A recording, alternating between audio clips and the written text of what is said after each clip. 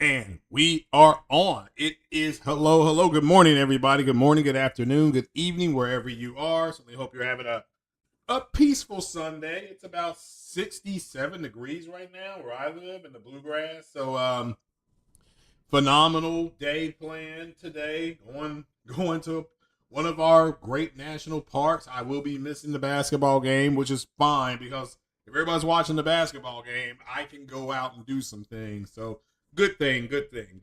But shout out to everybody here. Certainly hope that you're doing okay. You're having a good, safe weekend. And we'll go ahead and get started here in a minute. Shout out to everybody that's here now, everybody that will swing by later, and everybody that leaves a comment. Don't be afraid to leave comments. We're going to get into the AI question again, and we're going to talk about frame generation. Mark Cerny just brought this up as part of the the long-term plan pathway for Sony with AMD and PlayStation, and AMD overall putting some of these things. Sony and AMD are co-developing things now, and part of that is the quote-unquote AI slop that a lot of people are calling it. But I think it's amazing they want to call things AI slop, but then they are bragging about PSSR 2.0, which does improve a lot of the things about your games, and how they brag about that. Grab yourself a Mass Effect fish sandwich, oncoming fist medium dark skin tone. Shout out to Lincoln Clay. And make sure, appreciate you, brother. Make sure if you are into the VR, make sure you hit up Lincoln Clay. Make sure you follow him on. He's got his YouTube page here. Lincoln, go ahead, if you don't mind, you can go ahead and drop your YouTube link there. Just make sure if you all are into, or if you have any questions and you want somebody with first hand knowledge of not just PSVR 2, but all the VR systems. Lincoln has pretty much used them all. He can give you the pluses and the minuses on what to expect, and price the performance. Lincoln will more than likely be able to sit down with you and talk to you about that. And but make sure you all go follow Lincoln Clay. Okay, he's the VR king, and shout out to him for that dono. Again, shout out to anybody who wants to donate. I prefer you donate a like, but Lincoln feeling the he feeling the gospel this morning. It's Sunday, so he left a little bit on the collection plate. I can go get me a fish sandwich with tartar. And if you don't know, McDonald's has fish sandwiches you can get 2 for $6. Shout out to McDonald's for the 2 for $6. It's not on the app though. You do have to go pay for this in store. Just in case you didn't know. Okay then.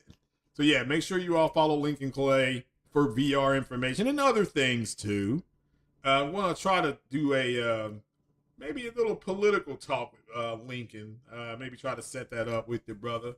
Just hit me up. That's something you may be interested in, and maybe we'll go from there. Me and Lincoln did a podcast a few years ago called Live from Wakanda, and it was fun to do.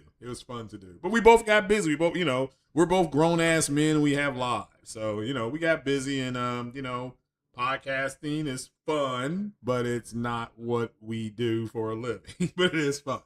All right then. So what we're going to be talking about today, very simply, is the PSSR 2, the AI-driven upscaler that it uses. The fact that you have people, the fact you have Mark Cerny, who's the lead architect for PlayStation, SIE, PlayStation, the PlayStation brand, how he and AMD are embracing quote AI, and you all are calling it AI slop. I know it's not everybody calling it AI slop. Let me make that clear. So this is more for the people who are calling it AI slop, and the reason why I say the things I say is because AI has taken over. Just like I told you all a year ago that woke was going to take over, I'm telling you now, AI is taking over. And these guys that are criticizing it on one breath, they say it's dangerous and that it's horrible and it's not realistic, X, Y, and Z. They're also bragging to you all about the PlayStation 6, which is going to be heavily AI focused on, like heavy. I mean, they're Sony with PS5. PS5 don't have a ton of the AI on it, but PS5 Pro with PSSR, that's AI. That is an AI. I put the link in the description. You all can follow it. Do the reading. I dare you all to make yourself smarter. Make yourself smarter. And so you're in the realm of AI and woke, and you better be embracing them both, or you need to get the hell up out of the gaming, out of the medium.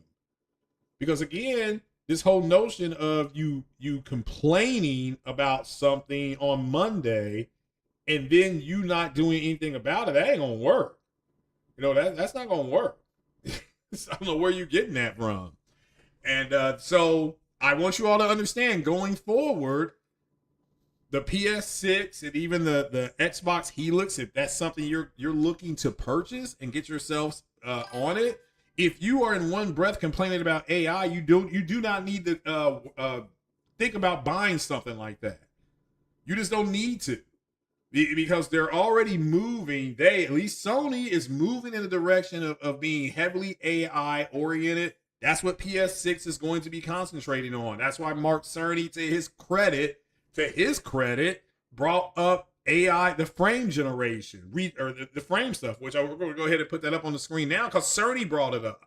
So this is not something that I'm bringing up or something that this is part of the roadmap, which is artificial intelligence.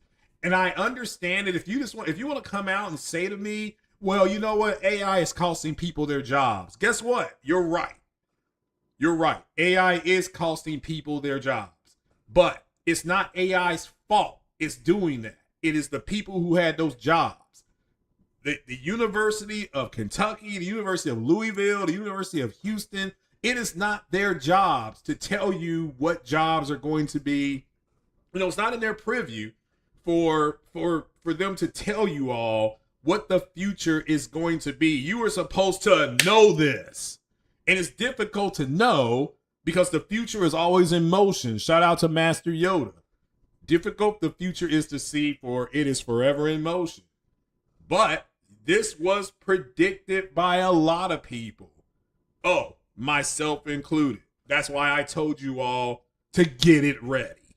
That's why I told you to get it ready. Like, you were supposed to understand what is coming down the pipeline 3 to 5 to 7 years from now. And yes, people will lose their jobs to AI.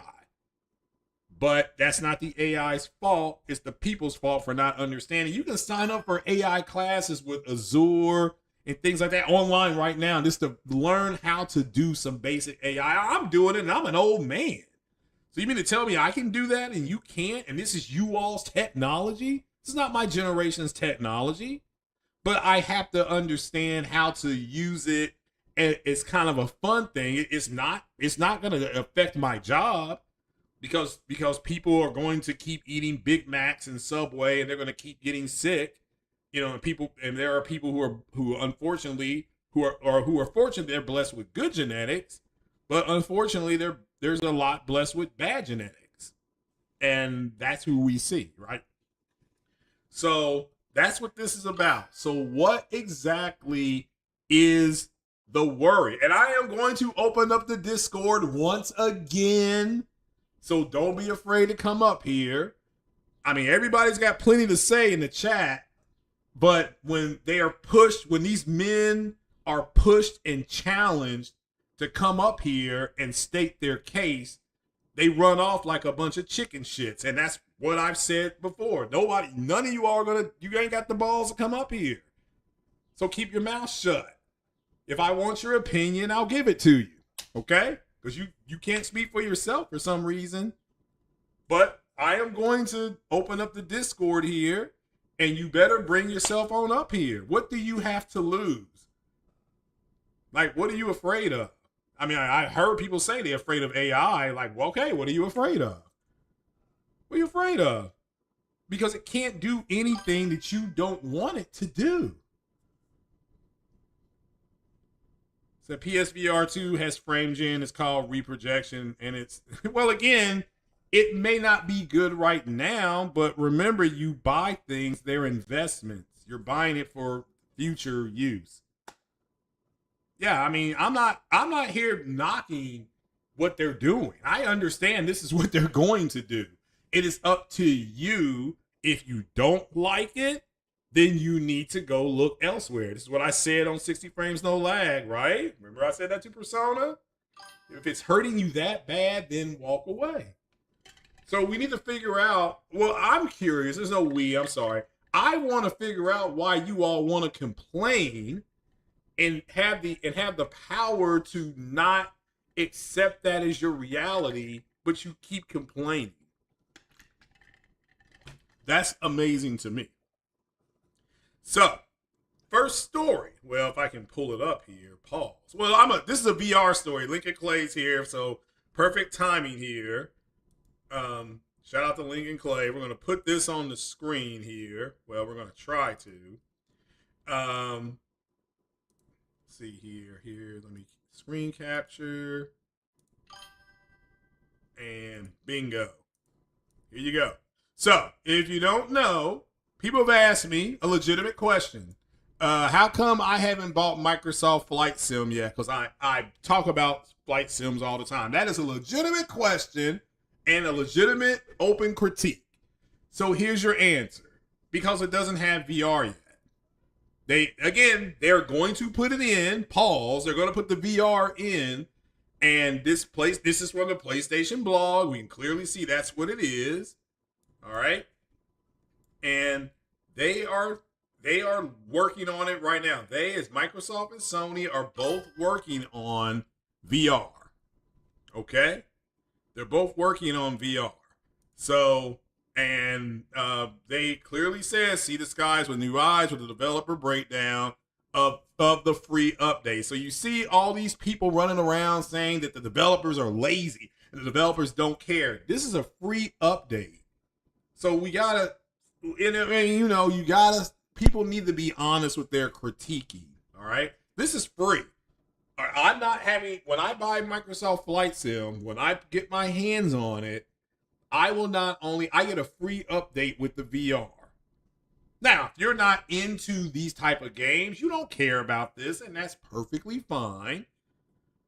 But Microsoft Flight Sim has been around since the 90s. This game is older than a lot of you all are. So, what do you kids say? Put some respect on their names. It's okay for you not to like something, but you're going to have to stop pushing what you think is bad on other people. It's fine that you think it's trash. You have a right to your opinion. It's trash. Okay. Then this segment of this podcast is not for you. So you can skip this part of the podcast. Now, clearly, a Asobi Studio, a Microsoft Game Studios team at Microsoft, wasted no time with the immediate and welcome revelation that you can go ahead and, this pretty much is you're going to be able to use VR. Now, when is the update coming? That was my big question. I said this on Twitter to J-Dub. Shout out to J-Dub. I hope he survived the what is it called? The Houston Rodeo. I wonder if that's where he's been at. My boy J-Dub went down to the rodeo.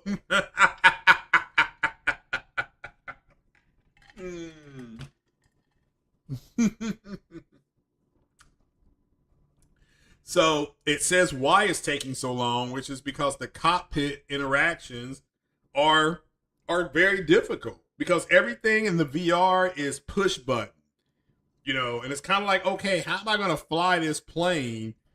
How is this going to work without a mouse? You know what I'm saying? Because on the PC, yeah, I've got a HOTAS, which is a hands-on throttle and stick. I've got a HOTAS, so I'm okay with the throttle and the stick and the landing and all. But how am I going to retract the gear? How am I going to pull the gear up if all I got is a basic flight stick? Like, how does that even work? I mean, are they just going to make it automatic? I mean, I don't know, right? So, on top of the element controls, the technical aspect poses a variety of challenges to the team, especially those related to ensuing a smooth frame rate. And this is where you all were talking about The getting forward rendering and flexible scale rasterization right was quite a challenge, said Jorg. So he is the head of Microsoft Flight Sim. He's the head guy. So it says it impacts the entirety of the rendering pipeline, and subtle offline pixel bugs during development could result in dramatic quality issues. So what he's trying to do and what Sony is doing here with this interview is this is speaking to people like me and maybe a J-Dub and anybody else. I know J-Dub's gonna be flying this game with VR. That's why I'm bringing his name up. Hope he doesn't mind. But this article is for people like us who are going to be playing this game. And it's like we're just asking an open question. What's taking them so long to get the game to me? And the reason why I don't have the game yet is because why would I get the game when I'm going to have to go all the way back in and reset everything to the VR settings? So I might as well just wait to buy the game. So if people who are asking a legitimate question, you talk about flight sims, how come you're not playing this on your PlayStation? It's because I don't have the VR support yet. But this update tells me that it's coming here pretty soon. It's coming, it's part of the whole slate. And if you don't know this, the Xbox Series console does not support this. It doesn't support VR. It doesn't. So it is what it is. And so here's some cool shots for you guys. That's an F-18 doing a barrel roll. That's called a barrel roll over the other F-18. So, and that's a full barrel roll. He can do a partial one and stop, say, right there. You could just fly like that if you wanted to. But, so for me, this is good. And for anybody else that's interested in it and you have VR, I recommend trying it out. Worst case scenario, okay, you do it for an hour, you don't like it, you get a refund. Which it seems like a lot of people are doing for Crimson Desert or Crimson Skies, whatever it's out right now. So a lot of people are enjoying Crimson Desert, it sounds like, but there's a lot of people who are upset about it. And they're bothered about the frame rate or something. You got to turn this off and turn this on. And like, my God, why can't I just plug and play? You know what I'm saying? So it says here, one of the factors that had to be taken board for VR was that the different aircraft archetypes provided their own quirks and characteristics. So what that means is that, yeah, an airplane with a single prop propeller is going to maneuver differently than an airplane with two props or four props or one engine. Or the F-16 flies differently than the F-18. The F-18 has better nose authority because it has two engines. So it has better nose authority. That's why people are like, so now you know why. Why does the F-18 have such great nose authority? It's got two engines. But the F-16, it has better in-close dogfighting skills. So even though the F-18 turns with better nose authority, the F-16 does a lot of things, much better than the F-18. They're two different kind of planes. My point is that if you're in a sim, you can't just say all the planes fly the same, but put this headset on and it's going to look different. Each plane is going to behave differently. It's going to roll through the air differently because it has different flight characteristics. So, but again, this is for I'm this segment right now. I'm doing this for the people who have VR, are interested in getting it, and you're interested in Microsoft Flight Sim, and you're wondering what's taking them so long to get the VR, which they did announce when they did announce the game. They clearly announced that. I do remember it. I was watching the announcement. And I'm like, well, I wonder if they're going to have VR. Literally, as soon as I said that out loud, poof, there it was. But when's it seem to be coming out? Looks like in the spring. So spring, we're going to have a lot of stuff going on. We're going to have a lot of stuff going on in the spring. So, but with that said, make sure you have your questions ready there. And there we go. And there's that.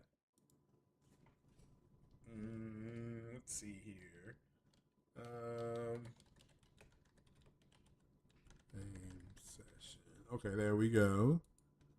All right, so I started a goal there. So if there's another donation, I will do a flight sim game here today before I go off to the parks. So we're going horseback riding. I live in Kentucky, so horseback riding is just part of our culture, right? Right. All right. So for anybody who's interested in that, you have a question about it. Why did my screen just go black? What in the world happened here?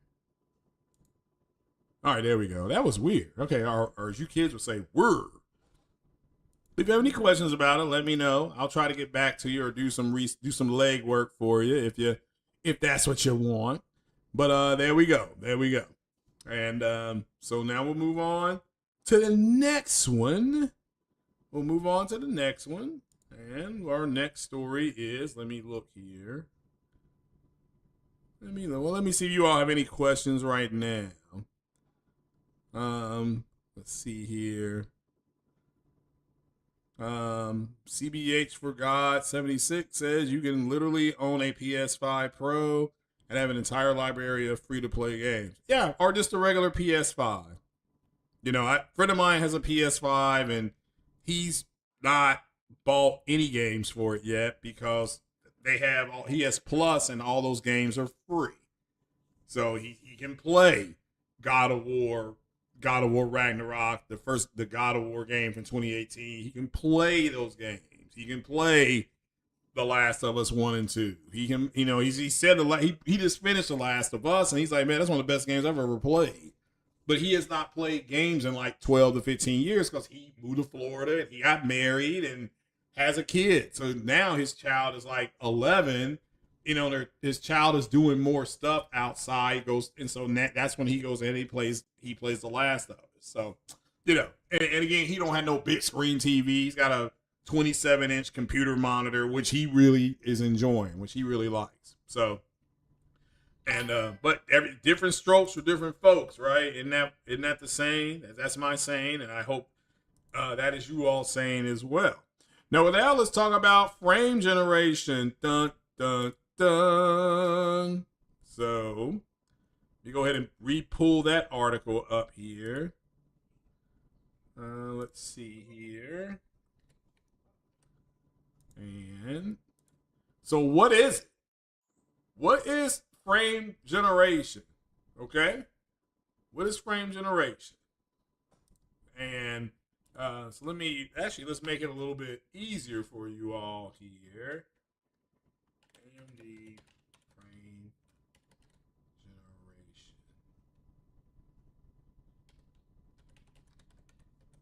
There we go.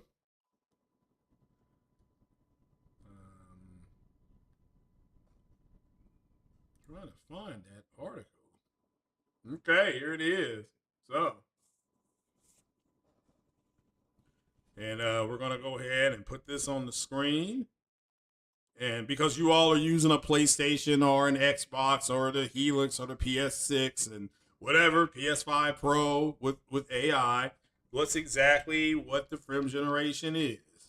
So, let's see here. Well, where am I at right now? All right, here we go. Screen capture.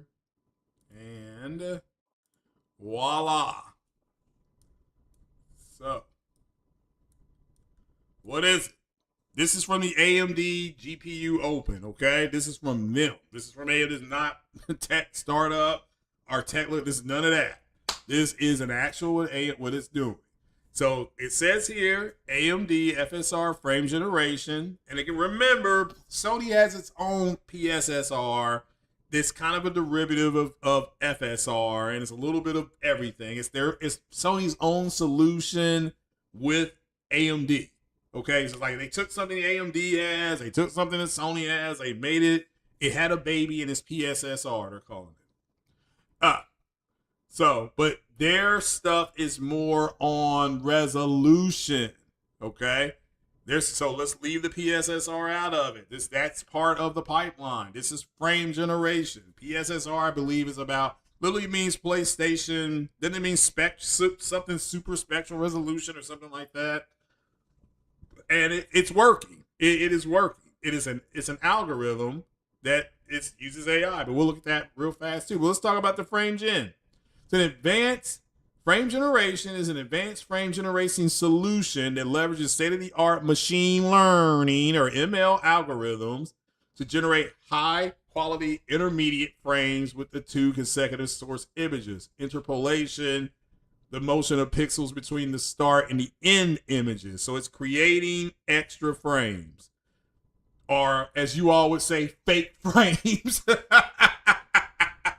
Fake frames are full frames, okay? We got fake 4K. We got fake sound. We got women doing fake orgasms. Now we got fake frames. Unbelievable.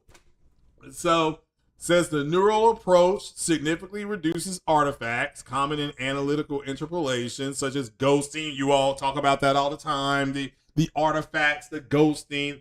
The frame generation is supposed to help alleviate that. It's not going to do it overnight.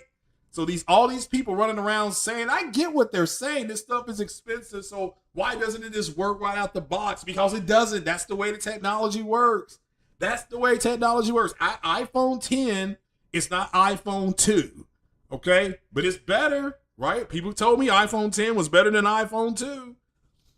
So it says, combined with AMD FSR upscaling, that's their own upscaler, and the anti-lag, the AMD FSR frame generator delivers a higher visual frame rate for ultra smooth and ultra responsive gameplay on RDNA 4 architecture graphic cards. So now you have to look at one of those cards. If you want to use FSR, you want to use their frame interpolation or generation. So it's not on RDNA 2 cards, that's the 6000 series. Not on RDNA 3 cards, that's the 7000 series. So what are the AMD FSR? What are the 4 cards? What's the 4th wave architecture? Isn't that the 9000 series? The 9060s and 9070s and stuff like that? I'm throwing a question out there. I'm not sure. It says an analytical version of FSR frame generation, previously FSR 3, is included for back compat with RDNA 3.5 architecture and older GPUs. So this is something like, is that similar to 4.5 with DLSS? Or is it DSSL? Or whatever it's called, okay? So it delivers more accurate and higher quality results, reduce artifacts compared to analytical. So the way they're doing it now, the analytical interpolation is good, but it's not as good as it could be. And here's your support with Windows and blah, blah, blah, blah, blah. Okay. So now understand, PlayStation is going to have its own version of this. They're working on their own version of it, and it sounds like it's coming to he said it's coming to PlayStation consoles. So let's see here. Let's talk about what Mark Cerny said. Mark Cerny. Frame gen for PlayStation. So now this right here, this goes to but it's got a question. Will 120 FPS gaming become the new standard? So that's the question for you all who are interested in getting another PlayStation. Are you going to be at a point where you can enjoy the technology at 120 FPS? So let's go ahead and put this on the screen for you all because we just read what it was. Now let's look at what Mark Cerny talked about here. And let me blow that up for you. Pause. Here we go. So it says here, PlayStation CEO Mark Cerny told Digital Foundry, better known by its gangster name DF,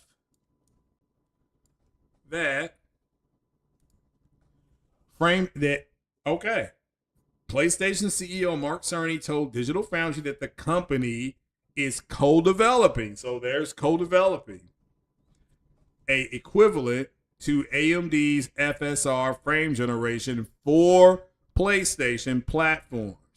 Sony deliberately mentioned PlayStation platforms in the interview, suggesting that a technology is coming to both the regular PS5 and PS5 Pro. Says the question is, this is the question, will this double console performance to 120 FPS? Again, that's an open question. I want to make this clear. They're not saying that's what it's going to do. They're just asking an open question. It says it does it often on PCs, and will 120 become the new standard for gaming on PlayStation platform? The short answer is not quite, and for good reasons, and let me explain. So it says, here's how it's going to work for the PlayStation platforms. So it said here, he's talking about the future technologies. Again, we just kind of brushed up on that. Future technology, again, where you do have a group of people saying, well, it should just be here right for me right now. That's not the way technology works. So what he says, this is a quote from Mark Cerny. That's why it's in quotes. And let me use my Mark Cerny voice. Just to clarify a few things about the collaboration with AMD, the new PSSR uses the same core co-developed algorithms as FSR's Redstone upscaling. To avoid confusion, I'll use the new names today rather than FSR 4. Cerny shared. FSR 4 frame generation is also based on co-developed technology, or as my good friend Jack Hume puts it, co-engineered technology. I am very happy with how that works, how that work is progressing. And an equivalent frame generation library should be seen at some point on PlayStation platforms. So that's the direct quote from Mark Cerny. So he brings up FSR Redstone Upscaler 4.1 is on PC. That's I guess it's available now. I don't have an AMD GPU. I've got an NVIDIA GPU. So if you have an AMD GPU, is this ready right now? Is this something that you're waiting on, or do you have to update it? I'm asking. Okay, it's an open question. So it's based on the same core developed algorithm of Sony's PSSR upscaling technology. So again, let me say that again. Redstone Upscaler is based in the same core algorithm as the PSSR.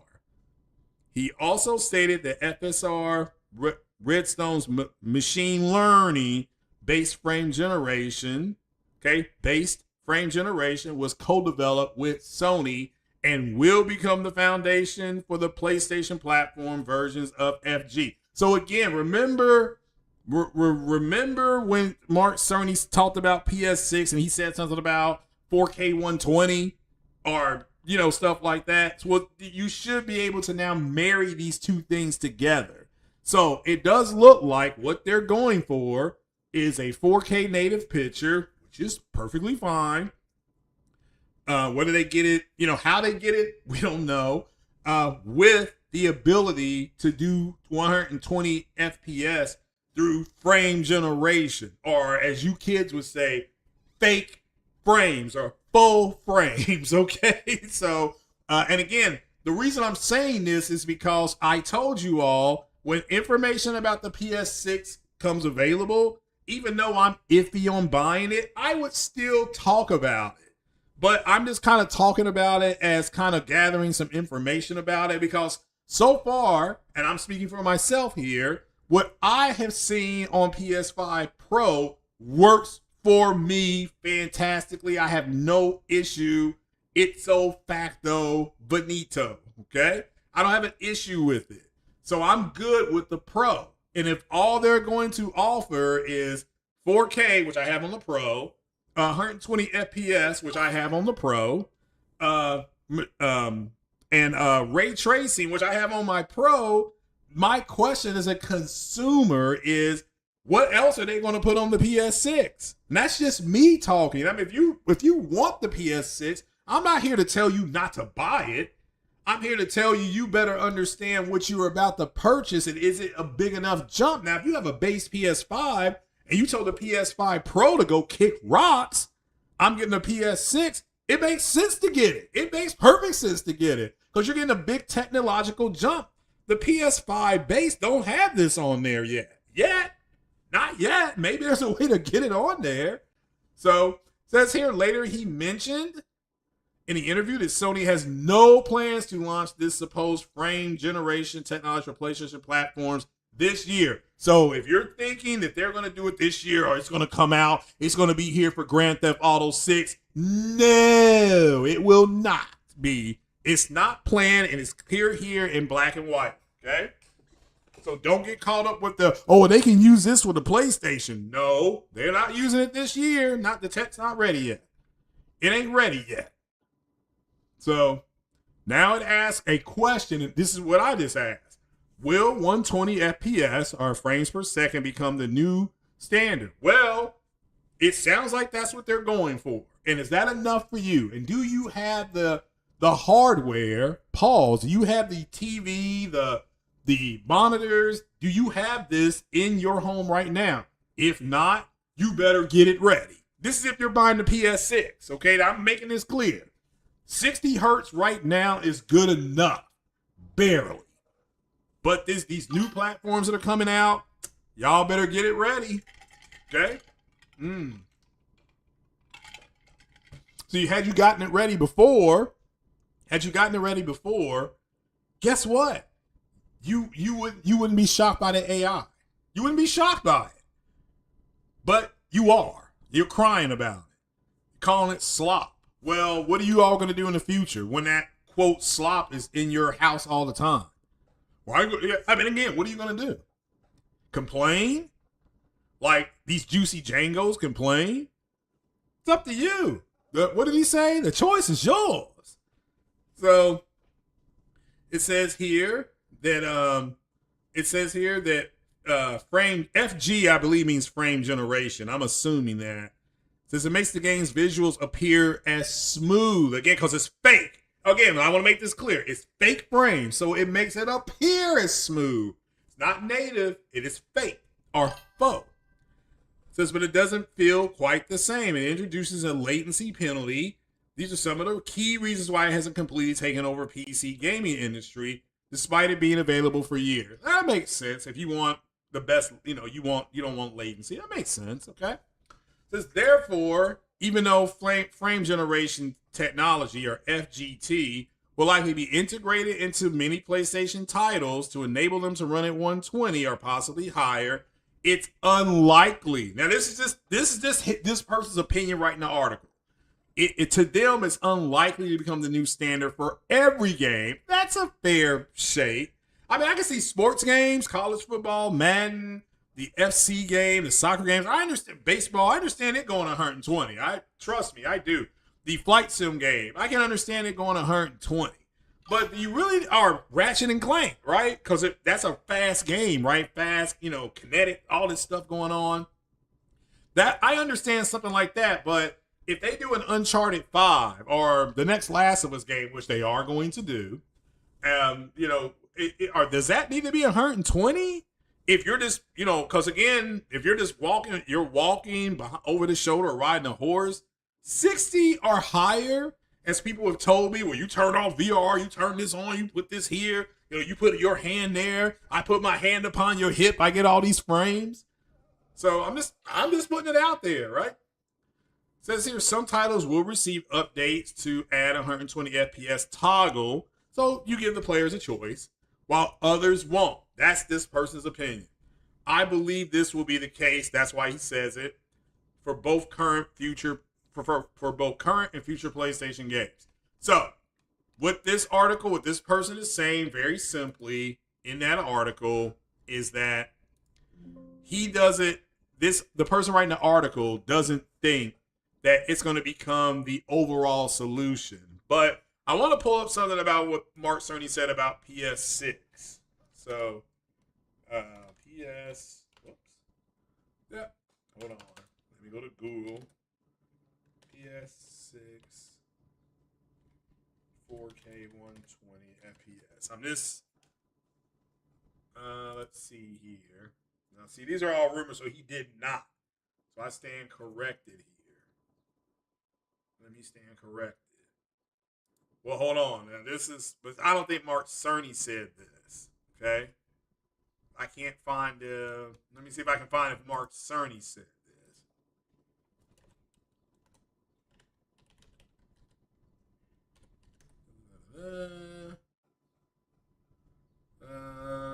No, he has not. He's talking about FrameGen. Hold on here.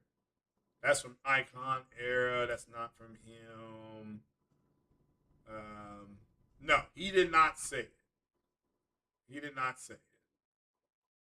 All right, so I want to make sure he did not say it. So he did not say it. So the rumored, let me put this up here now. Hold on here. I just want to make sure because I don't want to attribute something that he did not say to someone. So let's see here. So the rumored specs for the PS6, if you're interested in buying one, this goes here, this goes there, this goes here, and that leaves. Okay. So let me go back over here and bring that up. Oh, there we go. I just had my brain backwards there. So this is from Tweaktown. Whoops. This is from Tweaktown, if you don't know. So Tweaktown. And this article is a few, yeah, this is from here. It says here, Sony's next generation PS6 promises 4K 120 FPS gaming with a 5 to 10 ray tracing performance boost over the PS5, powered by advanced RDNA 5 GPU technology, expected to rival a 4080 level graphics. The PS6 aims to deliver ultra responsive high fidelity gaming experiences. So let me see if I can find something that's a little more up to date here. No, these are all just rumors. So there you go. Good deal. Well, if you all want rumors, that's what you got MBG for. You can go to him. So the next question is, will the PlayStation 6 hit 4K native with 120 FPS? Is that something that you all want? Ice cold Dr. Pepper, sugar free. So what do you all think about that? Huh? I mean, if you all are, is this something that you're interested in? You people that are terrified of AI, it sure as hell does seem like PS6 is going to have a lot of AI stuff in it, including frame generation. You know, Sony's having, again, Sony's working on their own algorithms to do their own thing. Again, they're co-developing with AMD. They're co-developing it with AMD. So it's not just Sony, it is also AMD, and AMD's doing their own thing with FSR 4. So again, all you people yelling AI slop and this is trash and they shouldn't be doing this. And that's, I mean, you all come on. I want to know why. I want to know why you're fighting the future. You're going to lose. You're going to lose. You're going to end up with a red ass. I mean, you're going to have a red ass all because you all are fighting the future. So what are you afraid of? What are you all afraid of? It's happening. It is happening. And so what I expect you all to be able to do is make a grown-up decision here. And you are going to have to they're going to decide whether, you're going to decide whether you like it or you don't like it. And if you don't like it, that's perfectly fine.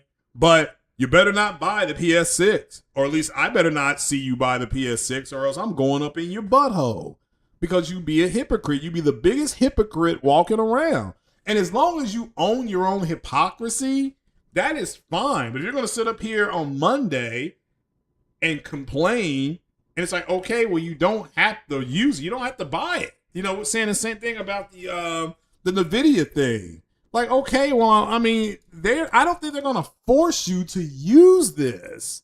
It's just a tool that they have in their tool belt.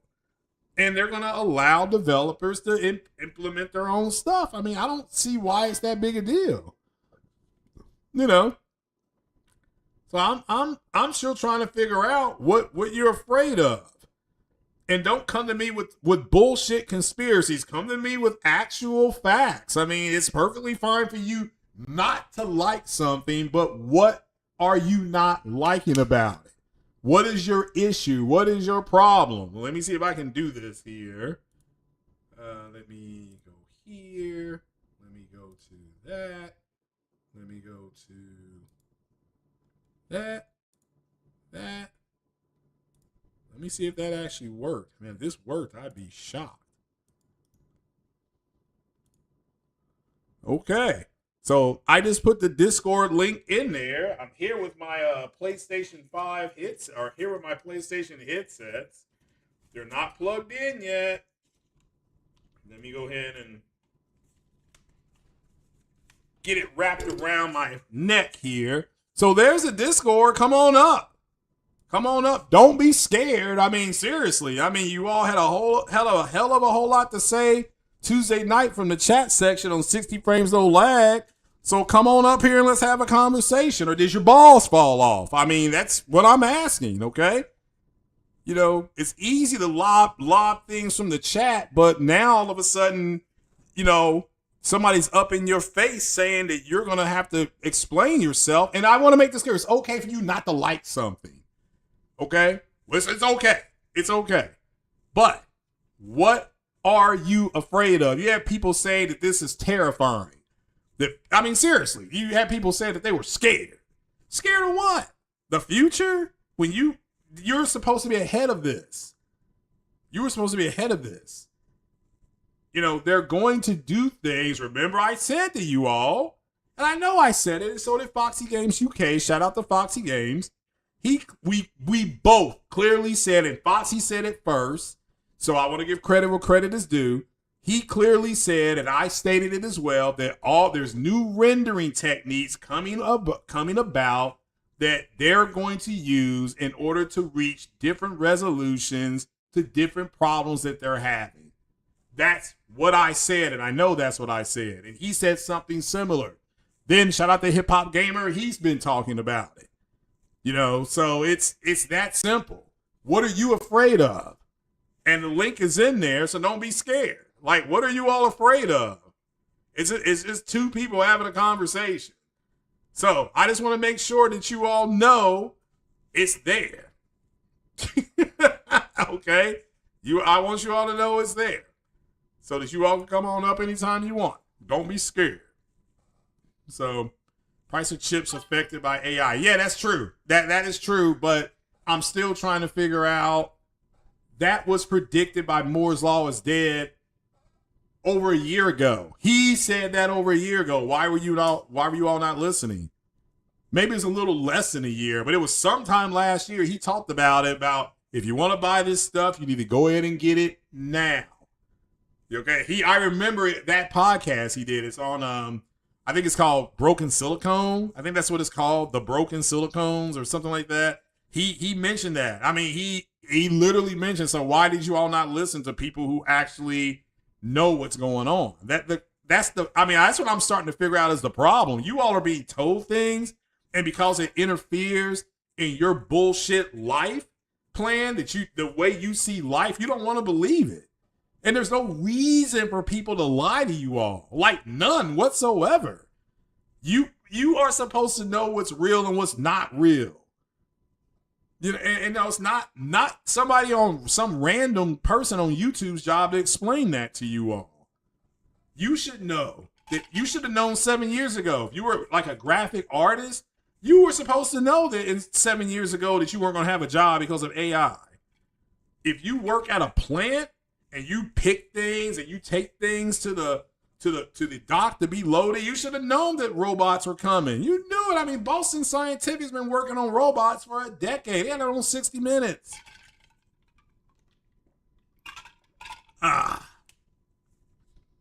It's Moore's Law Hungarian. I have no idea. What difference does that make? I don't know. All right, what if he is? I mean, I have no idea. So it is what it is. So what exactly are you worried about? AI is being programmed by humans. So it can only learn what we want it to learn. So what's your problem? What's your issue? What are you afraid of?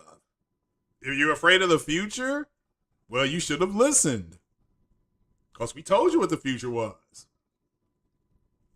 Okay? So, pause, yeah. We told you what the future was.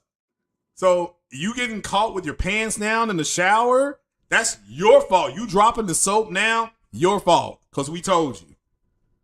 You know, what's the saying? We're not the type of guys to say we told you so, but we told you so. So, yeah, there ain't going to be no mercy. Them cheeks ain't going to get no mercy now. You know, you should have listened. That Linkin Park song back in the day. Nobody's listening. Yeah, now I know what they meant. Nobody's listening. And now here you are in the shower, caught with your pants down, and you're all upset. What's your fault? Because we told you. Try to give you warning, but everyone ignores me. So now what are you going to do? If you're gaming and you use a PC, which is perfectly fine, and you're running around saying, well, this is slop. This is terrible. Well, then are you just not going to buy any more graphics cards? You know, are you going to sit around and bitch and moan? You see what I'm saying? What are you going to do? It's time for you to make some grown-ass man decisions at this point. Because it will be made for you. Your future will be decided for you if you don't understand what you need to be doing. So, it is what it is. We should be listening to corporate suits. No, you should know what they're going to push to you 7 to 10 years from now. You ought to know what the corporation is going to be pushing. That way you ain't got to listen to them. You don't have to listen to them because you already knew it was coming. That's what you should have done. Man, this Dr. Pepper on ice is, man, they know how to make this stuff. These chemists are unbelievable. All right, look at my zero sugar drink. Nobody talked about zero sugar stuff 10 years ago, but now it's all the wave. Yeah, everybody wants zero sugar stuff or low sugar. You dig? How did they know that? Well, they knew it 10 years ago, so they started creating formulas to do it. I'm repeating all what they say. Yeah, no, I'm not. And instead of you sitting there in the chat, I literally left the Discord there for you to come up here and have the conversation. And why won't you come up? I mean, it's okay to stay in the chat. Shout out to you for being in the chat and and that's fine. I want to make that clear. But that's why the Discord's open. What are you all afraid of? I mean, that's a simple question. What are you afraid of? Well, the prices are going up. Yeah, that was predicted 5 years ago. The prices were going up. The users I blame the users because they're complaining about something they should have known about. All right? You should know that the stove is hot. If you touch the stove and you get burned, it ain't the stove's fault that it's hot. It's your fault for not knowing it's hot. You're supposed to know these things. That's why I said before, you better choose your futures or it's going to be chosen for you. So, I'm not sure what that is, Jenna Hayes. Gas going up. Yes. That was also predicted. Gas goes up in the summertime, right? Because they changed the blend from winter to summer, right? Supposed to know that when you're driving. I mean, anybody who drives a car knows that. So you're supposed to know these things. You have been conditioned socially to believe things come down over time? Hey, when I went to the movie theater the other day, to just hang out at the movie theater with a friend of mine that actually runs the theater right around the corner from me. The prices have gone up again, like from last year. I'm like, dude, did the prices go up again? I mean, it's ridiculous. You know, I saw some of those prices. I was like, geez, are you serious? For a family of 4 to go to a matinee movie, it is almost $82 at his theater. A family of 4. It didn't used to cost that much. So, now you all are talking about gas. You are supposed to know that in the summertime, gas goes up. Gas prices are affected by the global situations and stability. You are supposed to know that. They don't teach you all shit in school. They just don't. So, they don't. So I was like talking to a brick wall. So, but again, the Discord's open. Discord's open. So now I will talk about the whole rumor thing, because nothing has changed for me on this about the Sony and all the PC stuff and what other people are saying, what these journalists are saying. Okay. The late great Optimus Code always would say, two things can be true at the same time. So what I am saying, where my stance is, and you can have your stance wherever you want it to be, that's perfectly fine. Your stance, my stance is that nothing is true until it comes out of the people who are making it. So I feel the same way about movies, TV shows, stuff like that. You know, there was, like I said, there was a rumor of Spider-Man, the new Spider-Man movie was going to have the Punisher and the foot or is it the hand? So it was going to have a Scorpion. All these people were rumored to be in it. Again, rumored to be in it. Nothing was true until Sony released their Brand New Day trailer. Shout out to Tom Holland. Released the Brand New Day trailer where they showed the Scorpion. Okay? They showed Scorpion. They showed the Punisher. And they showed, I can't remember, is it the hand or the foot? I can't remember which one it is. So I think is it the hand? They're the red ninja looking people in the trailer if you saw it. So there's no spoiler there because it's in the trailer. Now, all that stuff was rumored over a year ago. But nobody was like, well, it's not true until Sony says it. So it's the same thing with Sony PC. Nothing is true until Sony comes out and addresses it. Or you can go ahead and believe that. That's where I stand on it. That's where I recommend you all stand. But you don't have to. If you want to say, well, I'm going to roll with Jason Schreier, whose last name rhymes with liar, you could do that. I'm not here to say not to do it. But I am saying to you, my recommendation is to wait for Sony to say it. Because the people are correct when they say it's just a rumor right now. Because nothing's been confirmed by Sony, right? Right? Nothing's been confirmed by them. So what you have is a group of people who don't want Sony putting games on PC, saying that they're not putting games on PC because of what some journalists are saying, which it could be true. I mean, I want to make this clear. I'm not here to say that those journalists are wrong. I just ain't rolling with them like that. I ain't rolling with them like that because I'd rather wait for confirmation of what they're doing. So, but it will be interesting if they do. And again, because they keep saying they're like, oh, well, no, they're still going to put the multiplayer games on there. Okay, well, so they're still putting games on PC then. So why is this even an issue? You know, I'm waiting for Sony at some level, any level, a press statement, and not a press conference, not a giant to-do, but just to come out with a simple press release on their website that says what they're doing and what they're not doing.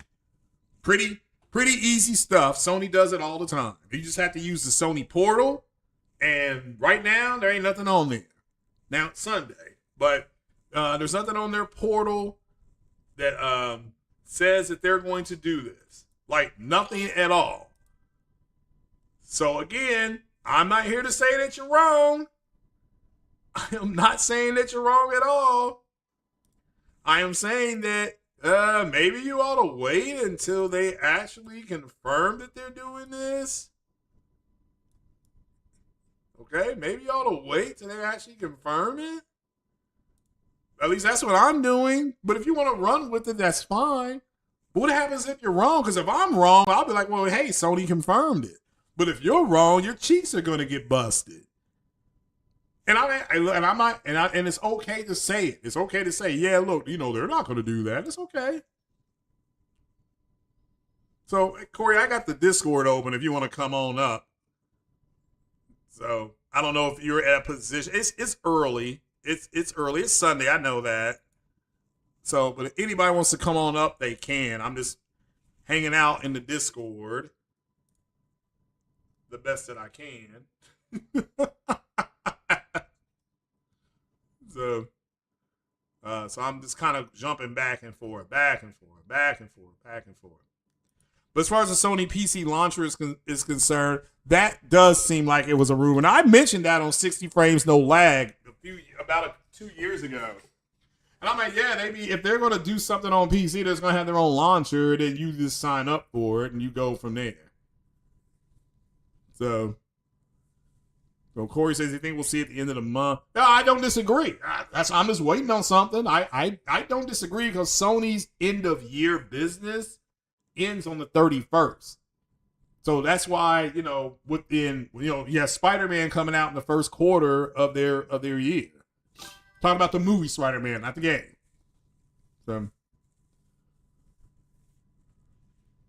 So you follow PSVR, Sony does stuff and makes no press release about it. They do a lot of behind the doors work. But when they go to verify it, they put it out like they just did with the flight sim stuff. But again, that's not their game. The VR for flight sim that's an accessory. It's not necessary. Like if I bought Microsoft Flight Sim right now, I don't need the VR stuff with it. So, Starfield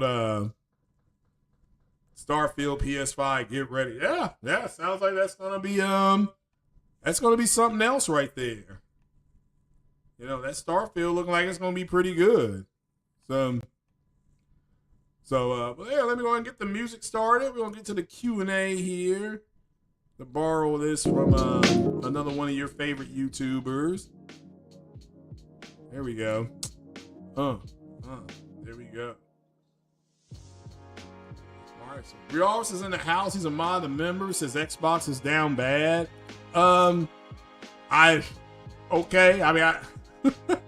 As far as sales are concerned, they are down bad. But we gotta don't squeeze the Sharma a chance here, because Tim Dog is pretty convinced that they're gonna go back to exclusivity. Even if it's time, they're gonna have exclusivity. He's even said that Gears E-Day is not coming out for PlayStation, which again, we'll have to wait and see. Gorilla says gaming is down bad. No, it's not. You just had MLB The Show, Resident Evil, Marathon, and now Crimson Desert all release within a month of each other, and that's something for everybody. You have a sports game, a survival horror game, always online game where you can put on a headset and call in the B2. So you got something for everybody. You have something for everybody. So no problem linking with the plug. Yes, that's right. Woke and AI is taking over. So let's see here. Soros PS5. Yeah, that's coming. That's going to be that comes out in a few. Was that coming out in a few more weeks? Like, man. So Zabando says, seeing more games with uncapped performances modes on PS5 Pro, so frame gen won't be great for that. Well, that article, their opinion was that with frame gen is that not all games are going to have it. It's just going to be some. So, yeah, we'll have to wait and see. Let's see here. The Thing 1982 or Alien 1979? Alien 1979. If Alien doesn't do well, The Thing does not get made. So The Thing, Alien kind of set off the whole horror franchising for that. So Ghost's not coming to PC. Well, we'll see. We're gonna find out. The Lincoln Clay says the PSVR for Microsoft Flight Sim clips look good. Yeah, I agree. It's going to be interesting to see how they implement it. So it's going to be interesting. So, let's see here. VR will use reprojection. Yeah, we'll see. I mean, they talked about some of that stuff in that article. It's gonna be interesting to see how they do it, and to see if people don't get sick and dizzy and stuff like that. That's gonna be fun to see how you react to it. Excuse me. Microsoft genocide, learn and boycott. Don't sell your soul for a game. If you don't like something, why are you participating in it? You know what I'm saying? If you don't like it, don't participate in it. In places, in all likelihood, the buttons and switches on the dashboard will work.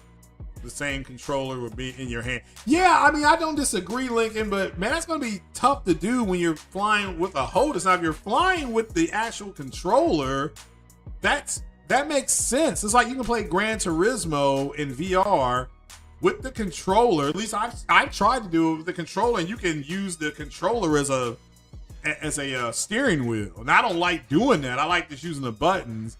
But I wonder if you're going to be able to do that with Flight Sim. You're going to be able to use the controller and then be like, all right, I can turn left, I can go right, I'll go up, I'll go down. Then here's a thruster. That may be the best way to play the game. But that's going to suck if you got a jet like an F-18 or something like that, and you're in dogfights. That's going to suck because you're not going to be able to use the yoke and all that kind of stuff. But yeah, we'll see. We will see. So let's see here. So it looks great. I still haven't done much with No Man's Sky in VR. See, I finished No Man's Sky on PS4 and never played it in VR. Like I did finish it on PS4 though. That's one of the first games I finished on PS4. So Love says, they have to use it. The big question is, will it hit 60 consistently? That's a great question. We don't know.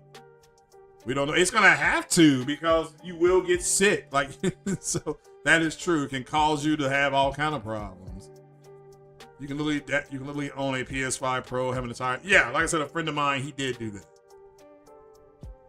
And said Aces of Thunder wasn't involved with genocide. The game ain't so, genocide's not a good word to be using. This game ain't soaked in the blood of, oh my goodness, listen to you. So,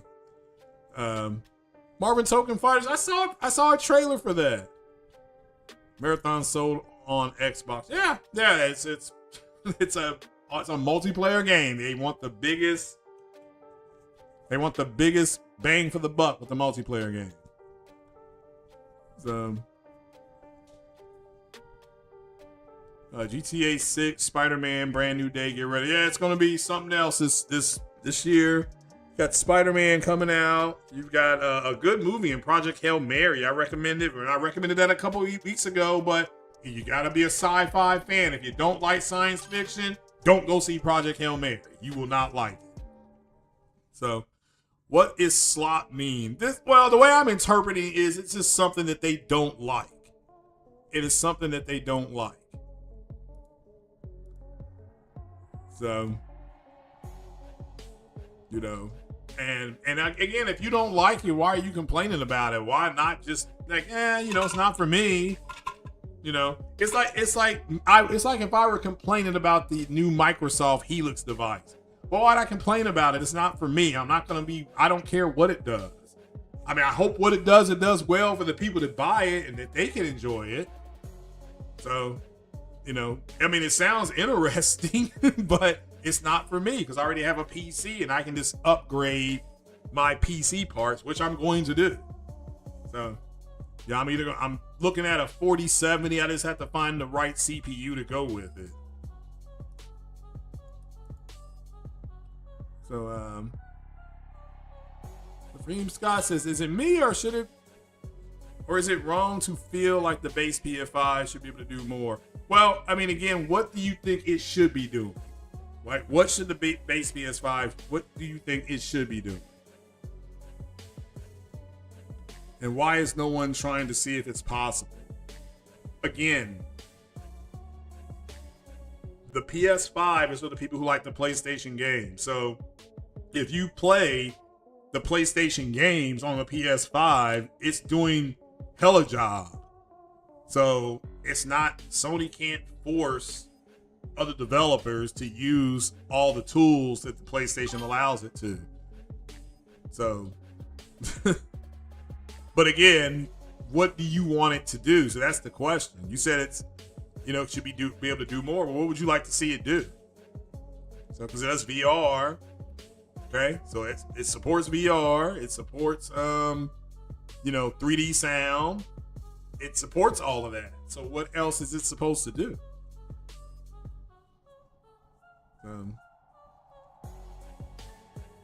Let's see here. If you have 90 real frames and 30 fake frames, then it would be really good and smooth. Well, we'll see. I mean, if that's what they're going to be able to do, then we'll find out. We're going to find out.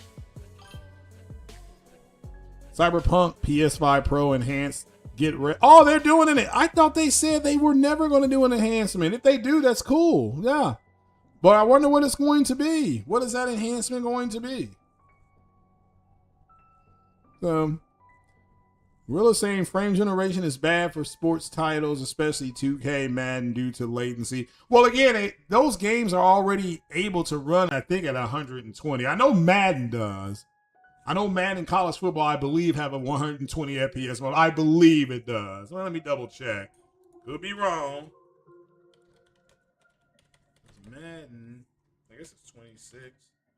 Have a 120 FPS mode. I'm just gonna find out. I don't know. I'm not sure.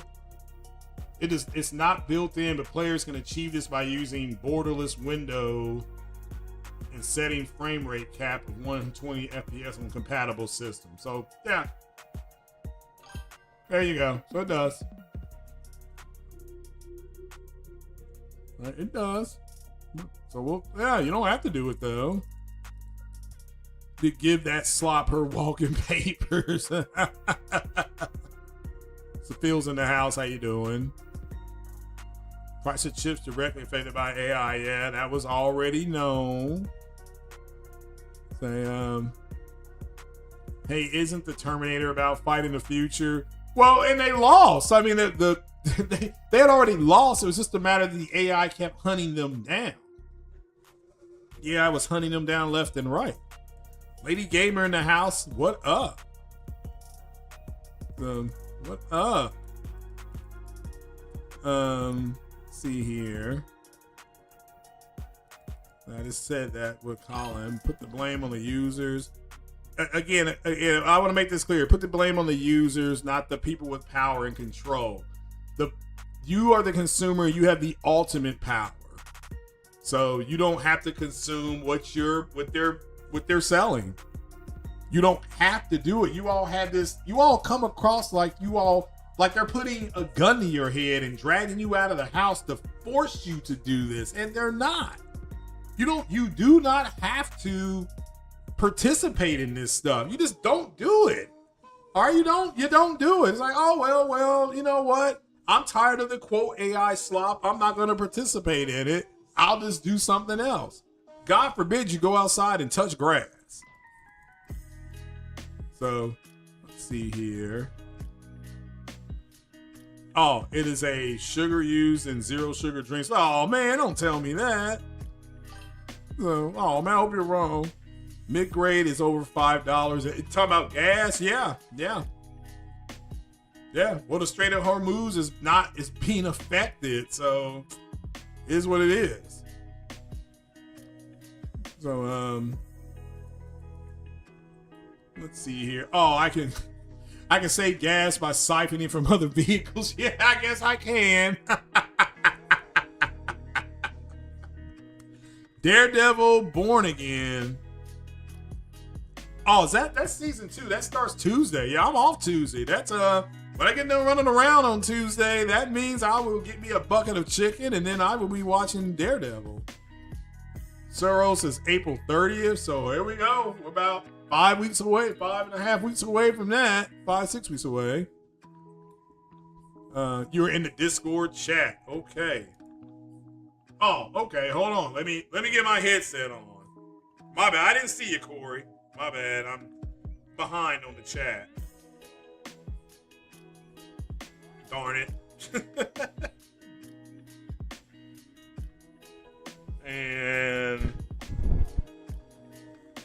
okay, so there's that, that, that,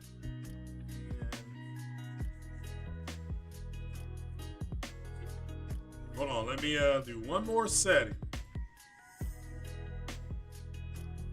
And it's going to be desktop 2. All right, are you there, Corey? Can you hear me? Yeah, I can hear you. All right, let me turn that down. All right, what's going on, man? How's your family doing? They're great, man. Thanks for asking. Yeah, you gonna go see that new Spider-Man movie when it comes out? Absolutely, sir. Now you're talking. Now you're talking. Absolutely. Yeah, Absolutely. I mean, huge Spider-Man fan. Love what Tom Holland's been doing with the role. Gotta go see it through. Yeah. I think they're making a few more than they're going to. I assume after he gets, because after he's married now. He said after his wife gets pregnant, then he's retiring from it till the kids get here. Yeah, I don't know if he does more after this one. I think he maybe does one more, and I think they're going to try to maybe introduce Miles and get the kid from Stranger Things to do it. So are you saying that the Spider-Man franchise with Miles, is it going to go woke? You know what?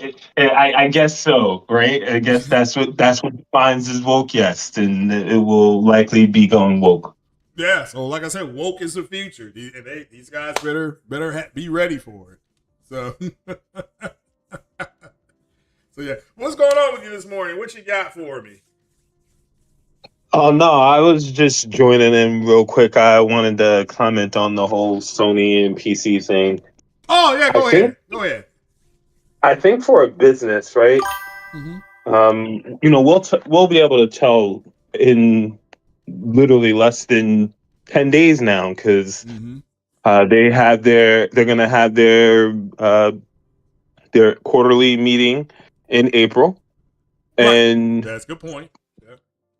once they have their quarterly meeting, that is when we will be able to see for certain if they have PC games coming up or PC games slotted in 2026 for the fiscal year. I mean, that's literally been the watermark. That's how we've known that they have games or are going to have games going to PC, is they'll put in their year end or quarter end reports.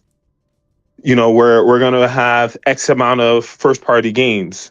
We already know what games are announced for first party for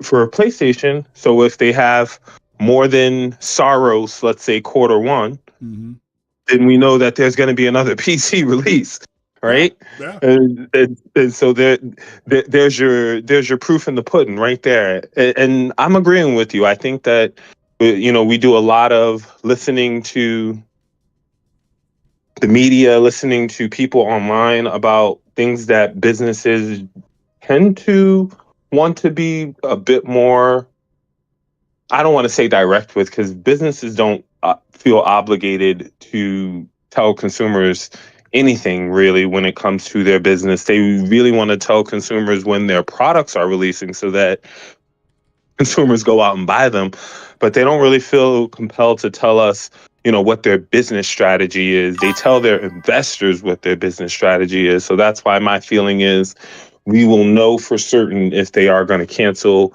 or pull back on PC releases when they have their quarterly meeting, because when they have that quarterly meeting, if there are no PC releases or if there are limited PC releases, then we can safely assume that there will be less PC releases, at least for this fiscal year, and then following years after.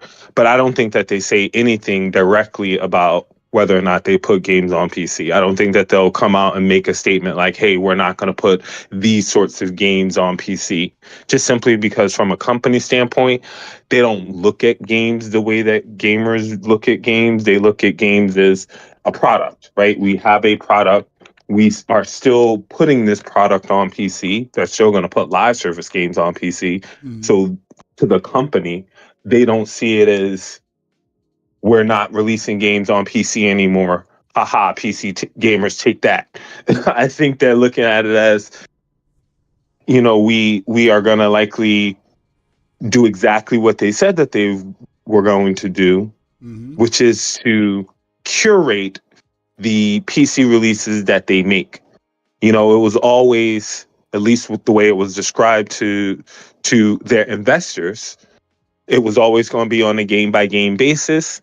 And so game by game means that they can decide Ghost of Yotei, Wolverine, Saros, what have you, any of their single player games don't fall within that criteria of games that they wish to bring over to PC. But like I said, we won't know that until they actually tell their investors, because I'm not expecting them to tell us, because guess what? We don't make those kinds of business decisions anyway, and we don't matter for those kinds of business decisions. Whether or not gamers like whether or not Sony puts their games on PC doesn't matter to a company that is driven by a board of directors. Like that, it matters if their board of directors approves it. Yeah, no, I don't disagree. I think, but for me personally, I've always said ever since that stuff came out that I'm not going to believe it until Sony says it. But if people want to rock out with Jason Schreier, and I understand why they would. I was like, okay, well, if that's where you all want to go with it, that's fine. But I just think it's going to be on a game by game basis if they do it at all. And I still believe Wolverine, because that's co-developed with Marvel games, that game will go to PC. Now maybe Soros won't, but games that they're co-marketing, that there's no reason for them not to go to PC, or co-marketing that they're co-developing. That's why the first time you saw anything having to do with Wolverine, they didn't show you a Sony employee. They showed you a Marvel's Games employee, and he said, I'm overseeing the project. People can just go back and watch that video. He literally says, I'm overseeing the project. This Marvel Games doing that. So, but we'll have to wait and see. I agree with you that I think we're in agreement that they're not going to just come out with something. I understand that, but they're going to have to tell their investors something, or their shareholders something, so. No, I agree with that. I think that they will absolutely have something in their deck for 2026, the upcoming fiscal year, of what their release projections are. And to that point, we know that Wolverine is a major first-party release. Will that have a PC strategy attached to it? I can't be certain about that, but we will know when they have that meeting, because this is the especially this upcoming meeting, because that's their future projections for 2026. This is the end of 2025 fiscal year coming up. So end of year fiscal year 2025, they're going to give their year in recap, and then they're going to give their 2026 projections. And so I would imagine that if there is a PC release, it's going to have a 2026 projection. In worst case scenario, or they're going to have a PC projection for Wolverine maybe in for the 2027 fiscal year, which means that we would have to wait an entire new year for that. But then I've always argued that once you start to get into the 1 year, 2 year, 18 months, 24 months, 36 months down the line from release, you weren't really impacting PlayStation sales anyway, because one thing that is different from the major buying populace versus what we hear online is that people aren't driven by the narratives of social media. People are more driven by what their interests are. And so in that first 18 months is when games make most of their money. 90. That's true. Instead of saying There's 94. some games that, like somebody's brought up No Man's Sky, they got a late start, but yeah, it really picked up, over the last, especially after the fourth year. It really picked up. But yeah, Yeah, overall, you're right. Overall, you're right. Yeah, that's where they make most of their and, money. and those are exceptions. Yes, agreed. Agreed. Everything has an exception, but I would say that doesn't necessarily classify that as the rule. Where you can go 18 months into a game, and then that game just randomly pick up sales. Yeah, I agree. Normally, Mm-hmm. in anything beyond 18 months of that game is by and large part sitting on shelves waiting to go to clearance bin, right? And that's kind of been the trajectory for pretty much all games. Like most games don't have a tail that goes, you know, 10, 15 years. I mean, unless even GTA 5, which is an anomaly in the opposite direction, right? It's had this long tail since freaking 2013, but that's primarily due to the fact that it's a online game, which is why Sony wants to make an online game so that they could have that type of long tail revenue that just keeps coming in because new gamers keep buying that game. It's the equivalent of what Microsoft has with games like Roblox or with games like Minecraft or what have you. These are games that are primarily played online, primarily played by a certain group of gamers, and these gamers traditionally buy one game, play that one game for a selectively long time, and when new gamers come in, because this game is a part of the zeitgeist, those new gamers feel compelled to at least try that game out. And maybe they like it, maybe they don't, but they at least buy it, and buying it is what creates that sale. And so I definitely don't think that Sony's going to have any form of announcement about whether or not there is going to be PC releases. It's really going to be one of those things that if we're going to find out if Jason Schreier's telling the truth, it's going to come out on a slide, or it's going to be a part of a future projection whether or not there is a PC release of a single player first party game on the horizon. Yeah, I don't disagree. I think whenever they announce it, it'll hit their portal. That Sony has a portal that they do all their press releases, so it will, like I'm saying, it'll be in there. Whatever comes out in that April meeting that you're talking about, correct. It will be in that portal. It'll be right there. As soon as they make the announcement, they don't make the announcement for the general public. Because they'll have to translate. They'll have to translate it because it'll be in Japanese, and they'll have to go through their translator for English. But that portal isn't what the mainstream populace is using. That's basically the portal that that journalists have been using to quote unquote leak things about gaming since, I would say, since leakers have become such a popular thing now. It's like they're not really insiders to anything. They're just generally more knowledgeable about the processes of game release, and so they just look for the quarterly meetings, they look for the forecast, and then they just make their quote unquote projections from that, their guesses from that, which is why we get so many leaks that come true and so many that also do not come true. Yeah, no, I don't disagree. Yeah, I do not disagree at all. So, yeah, somebody was saying, but yeah, it'll be interesting because I definitely think that if Sony does go away from PC, that it is going to dramatically change the narrative online, because we can see it happening already. Yeah, they're going nuts. I mean, the people are going crazy. It's insane to see, though. It's the people who are like, I don't like these Sony games. Sony games are walking simulators. All of a sudden, these people are super mad that those games are not going to be available to them anymore. Yeah, it's like, it sounds like, yeah. Yeah, it's like, okay, well, if you didn't want the game, then why does it matter that you are not going to be able to play it on your PC. It should matter, right? Because you didn't want the game anyway, right? You were going to pirate it. You didn't want it. It was a walking simulator, but now you're upset because the game's not going to be on your preferred platform. Yeah, or the game was woke. Or the game was woke, right? Yeah. Right. For all the woke talk, it's insanely. I've been saying this for a while.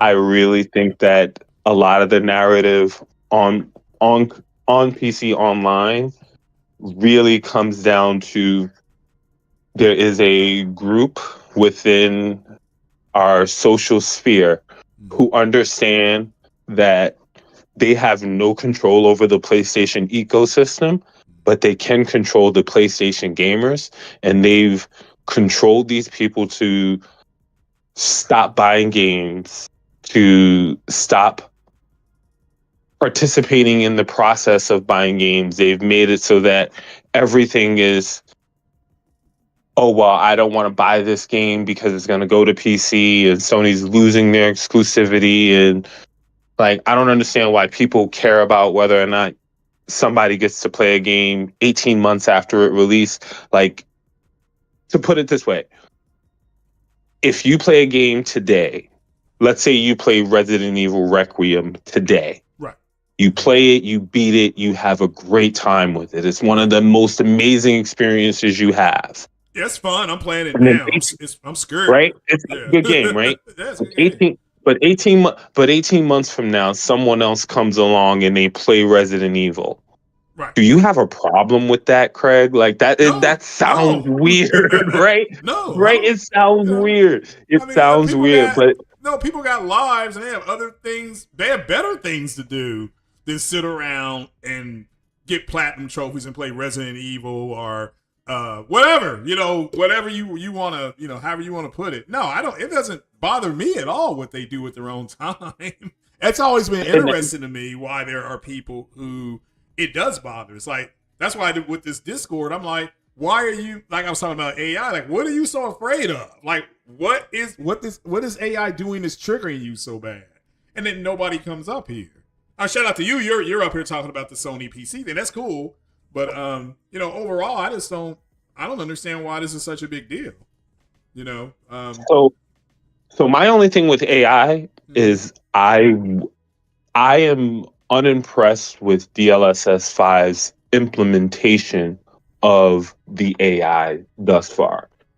It's new though. But I understand what you're saying. Oh, I get that. I get that it's new, and I said this on Sick Humans podcast. I definitely think that it will get better. It will get better with iteration. I think that what I would have preferred from an advancement in the AI space would have been to reduce the cost of running things like path tracing and having high-end graphics and things of that nature, because that can also be used AI can also be used for that. And I think had NVIDIA gone in that direction for DLSS 5, it would have had a much broader appeal than something that I feel looks like a filter from Instagram or Snapchat, based on something that is going to be primarily arbitrary to the singular individual, right? Some individual will look at what Grace looks like or what any of these characters looks like in UE5 or in DLSS 5 and say this looks like trash or this looks like slop is the common parlance of anything that we don't like, right? This looks like slop, right? And to someone else, they'll go, oh, this looks really good, right? And so it becomes something that's super arbitrary, and your opinion on it it's valid, but it's your opinion on it. It doesn't carry much merit beyond the fact that it's your opinion. Yeah, beyond your mouth, nobody gives a shit. I agree. Yeah, right. Beyond your purchase, no one cares, right? Like if you buy it, great. NVIDIA loves you for when you buy it, but if you don't buy it, no one really gives a shit, right? So Yeah. so it's like, yeah. So, but I think again, I think it tailor right now it's tailored to such a niche of gaming that is just hyper fixated on the quote unquote look of a game, that I Mhm. think that it is underselling its potential. Like, Yeah. I get what the potential could be, but I think it's underselling that, in that it doesn't seem, at least from what they've presented to us so far. I could be completely wrong, and they could have something working in the background to make these processes simpler or easier to do path tracing or things like that. But I think that's where the juice is worth the squeeze, at least for me, is Mhm. AI being used to make the process of making good looking games or graphically intensive games easier, rather than making good looking or graphically intensive games look better. Well, It's just, let me ask you about people screaming about remakes and remasters. Now they're going to be able to use this AI type of generator to make it look more realistic. I mean, I saw somebody did some kind of online where SOCOM, the old SOCOM game for PS1, they put it through the AI thing, and I'm like, man, that actually looks really good now, because it looks like trash right now. It just is like straight garbage, but because it's a PS1 or PS2 game, but that's kind of what Jim Ryan was saying. You know, why would we go back to that type of game based on the way it looks and the way it performs? So, here's my feeling on the way games look. I mm, think the way games look carries a certain level of currency with players to a point, right, right? So right now I'm playing Crimson Desert. right, yeah. Game How do you like it this so far? game, oh, it's actually a pretty decent game. Mm-hmm. I'm enjoying it so far. Yeah, okay. But this game is gorgeous. It looks Mm-hmm. amazing. Right. But I'm about a good 15 hours in now, Okay. right? Yeah. So you're committed. And so, I've gotten far enough into it, and now the graphics, how it looks, is just how it looks. It doesn't Mm-hmm. impress me anymore. I'm not like blown away by it, and it's not that it's a bad looking game. Right. It's just that if you've played games long enough, you've seen good looking games, you've seen games that look bad, but after a while of playing a game, I don't care what your feeling is on how it looks. Mm-hmm. Eventually, the look starts to homogeneize to you, to the point where it's just, okay. So this is just the game, and what matters most is whether or not you're enjoying it enough to keep playing it. Yeah. And so the question then becomes, especially with remakes and remasters being sold on visuals, is how far does that currency get you, right? Mm-hmm. How far does it get you to remake a game, make it look pretty?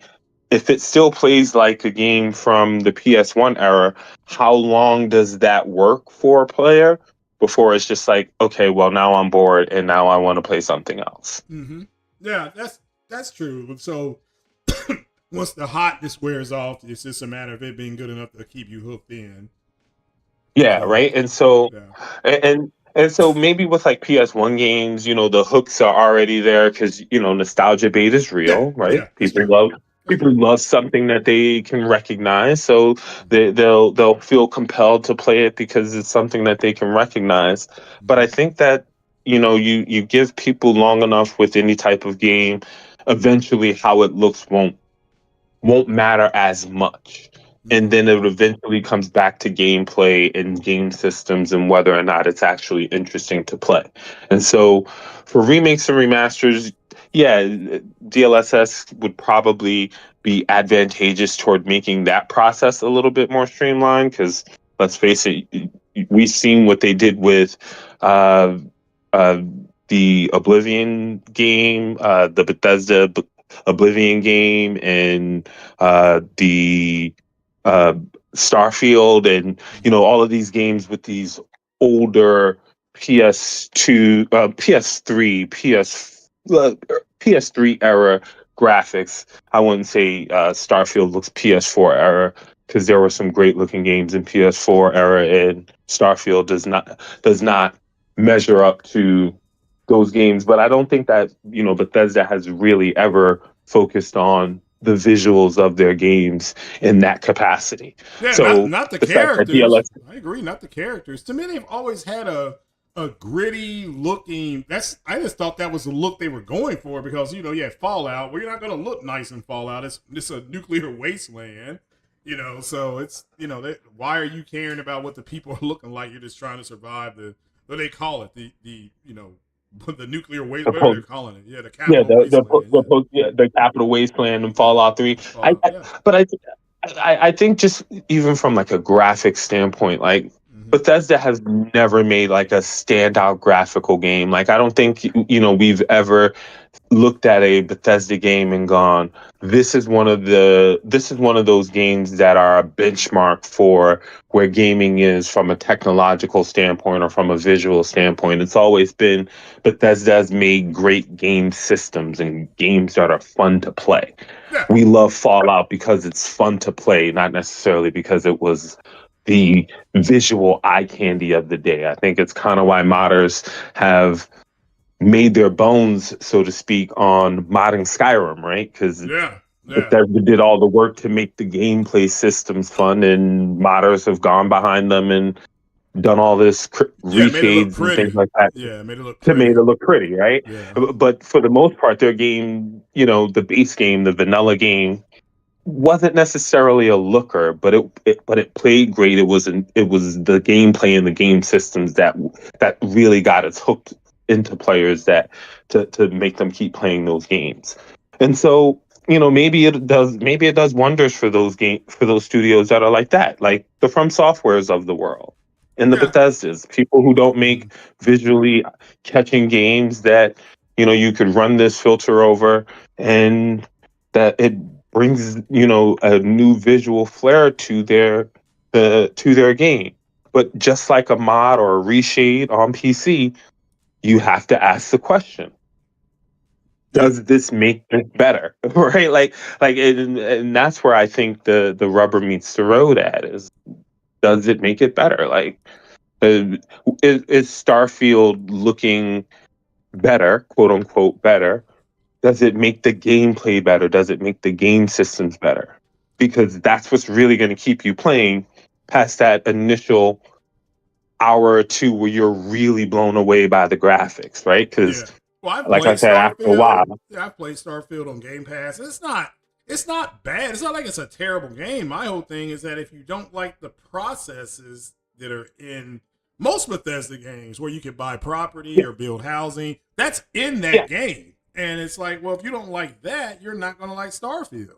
Because it's like it, they put the same systems in. It's different. You get to them differently, but it has factions in it. If you work for one faction, they're going to have you do missions to penetrate into other ones like labs and sabotage them, and that's Bethesda though. They do it with Fallout, like Fallout Vegas and all that stuff. It was all about factions and things like that. So agreed, and that's why I'm even now with Starfield coming to PS5 and getting a PS5 Pro upgrade. I'm like, does this improve?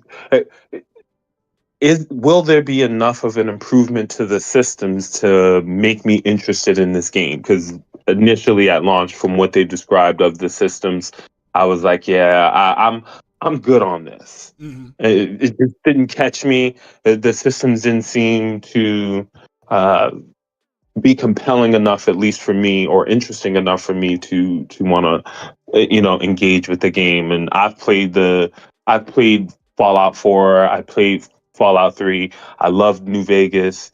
uh the systems in those games, the gameplay loop, for the time, for the era that it was in, it was amazing stuff because it was new and it was fresh. But now we're in an era where Bethesda games have sort of stayed the same since 2011, whereas the medium of RPG has grown vastly. And so they seem a little bit behind the curve now with that same formula. And so that formula doesn't interest me enough because I've seen better iterations of it in other places. If that makes sense? Yeah, no, it does. It makes perfect sense. So, yeah, it does. It doesn't matter what the game looks like if you don't like the way the game plays. Then let me ask you about the Crimson Desert. Is there something wrong with the controllers? Because people keep on saying the controllers feel a little clunky, and they're supposed to be patching that in the next week or two. So is that what you're seeing as well, or the controls are? It's a lot of micro controlling. okay? So there is like a targeted jump, right, where you can specifically jump and land in a certain spot. Like Okay, yeah, you bring up a little, you bring it's so it brings up a little reticle like you're throwing a grenade. yeah. And you see the little spot on the ground and you hit the jump button and it'll literally jump to that spot. Okay. It also uses that same mechanic for like a lasso or a grappling hook, depending on how you want to use it. And it seems in playing it, it's a lot of button mechanic and button memorization in a high action game. Button combinations and memorization of those buttons and configurations feels like a lot. Yeah. So it feels like you're doing a lot and seeing very little on the screen for what you're doing. Right. I think that there is a nuance to that because there is a lot of game automation to it. Like if you hold a button, it'll just simply keep attacking. Like you don't have to tap the light attack button 3 times to make your character swing 3 times. You can literally just hold the button and it'll do it. All right. You can also do the same thing with the heavy attack, right? Holding the heavy attack button will, just cause you to keep doing heavy attack. You'll drain yourself of stamina, but you'll keep doing it. So it's a lot of nuance to the controller. I think that they could have refined it.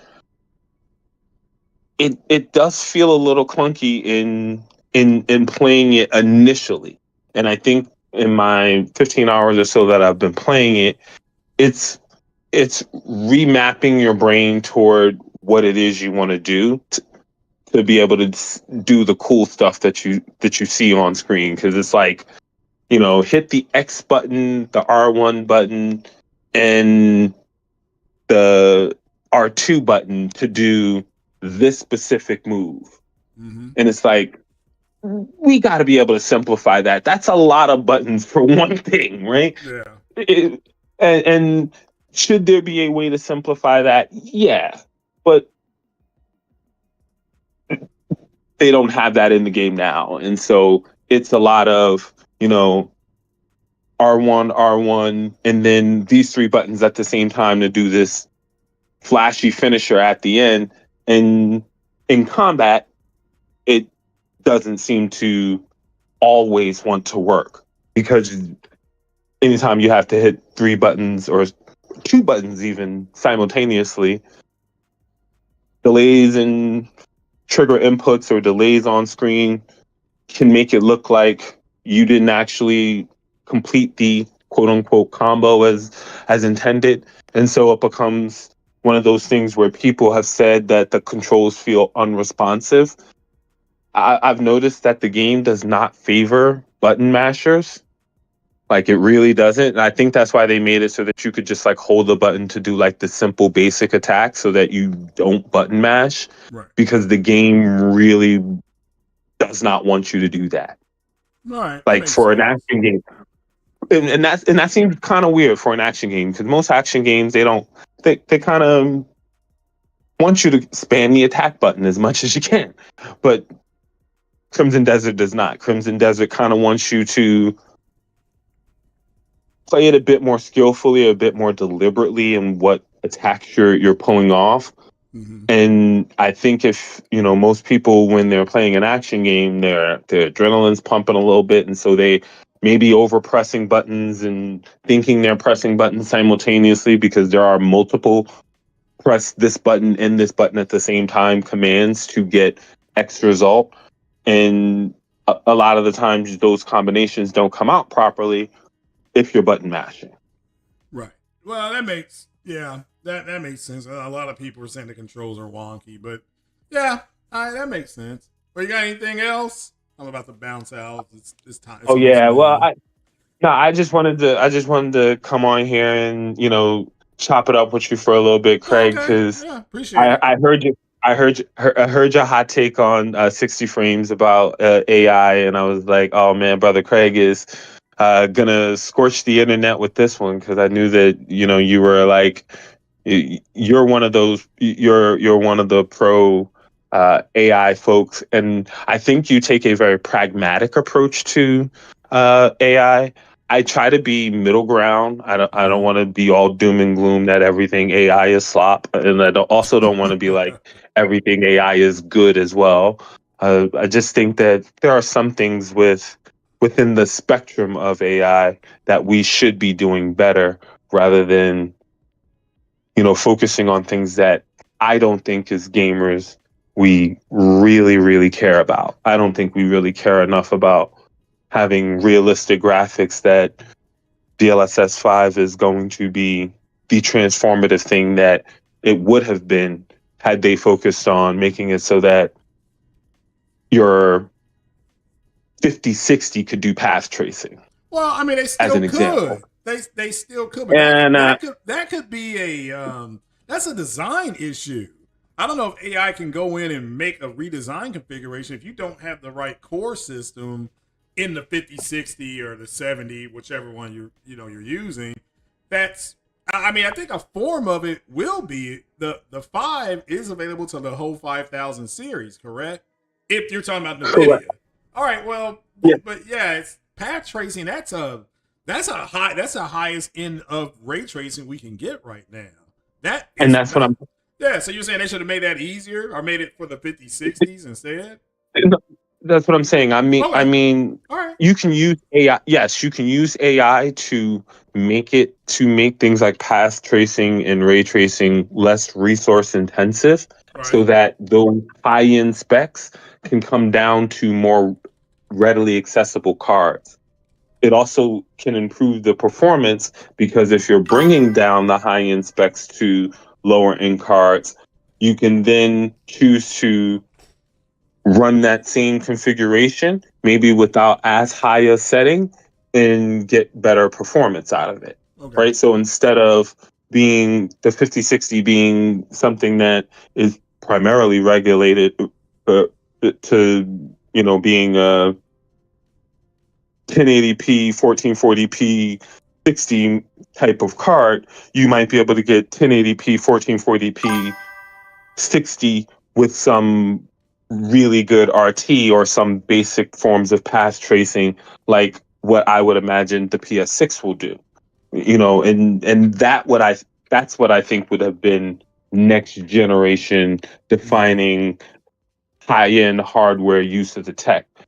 Running an Instagram filter for faces to look like Instagram models doesn't necessarily appeal to me as a gamer because, like I said, almost every game that I play now, 2 hours in, I'm like, okay, this looks great, but what about the gameplay though? Well, Right? that's Like, no, does it play good? that's fair. Yeah, that's fair. And there's some games that don't look great, but have outstanding gameplay. So, I mean, I understand that. Exactly. I understand that. That makes sense to me. It just, yeah. I mean, Yeah. the newness wears off, and now you have to, see how the processes are going to work. And if you don't care for the processes, what the game looks like, while it is pretty, it may you may not like the way the game plays. But that's with all games. But no, I don't disagree with And that.